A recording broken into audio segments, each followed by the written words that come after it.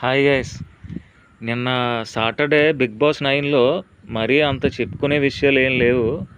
నాకైతే ఈ ఎపిసోడ్ అంతా సోదిలాగా అనిపించింది.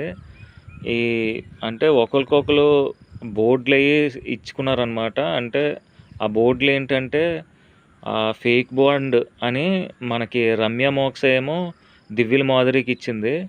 ఎందుకంటే ఆవిడ ఈ మధ్య తనుజాకి ప్రతిసారి క్లోజ్ అవుతుంది కదా, ప్రతిసారి క్లోజ్ అవుతుంది. అది ఫేక్ బాండు, తన ఓట్ బ్యాంకింగ్ ఉంది కాబట్టి తనని వెనకాతలే ఉంటుందని ఇండైరెక్ట్గా దివ్యల మాధురికి కౌంటర్ అటాక్గా ఇచ్చిందనమాట.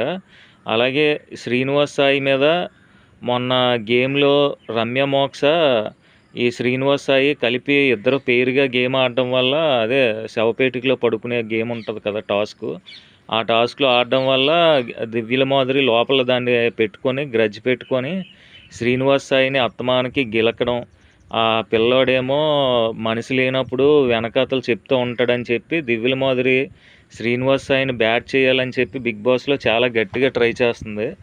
ఇంకా అంతకు మించి అంత గొప్పగా ఏం లేదు. నిన్న క్లైమాక్స్లో వచ్చి ఈ టాస్క్ అంతా అంటే ఒకరికొకరు బోర్డులు ఇచ్చారు కదా, కళ్యాణ్కి ఏమో డీమానో ఇన్మ్యాచ్యూర్ అని ఒక బోర్డు ఇచ్చాడు. అలాగా ఈ బోర్డులన్నీ అయిపోయిన తర్వాత లాస్ట్లో నాగార్జున గారు బెలూన్స్ ఇచ్చి మీలో ఒకరిని సేవ్ చేస్తాను అని చెప్పి బెలూన్లన్నీ ఇస్తారు. ఆ బెలూన్లో బెలూన్ పేల్చగానే కళ్యాణ్ ఒకడు గ్రీన్ కలర్ వచ్చి సేఫ్ అవుతాడు. మిగతా వాళ్ళు అందరూ నామినేషన్స్లో ఉన్నారు.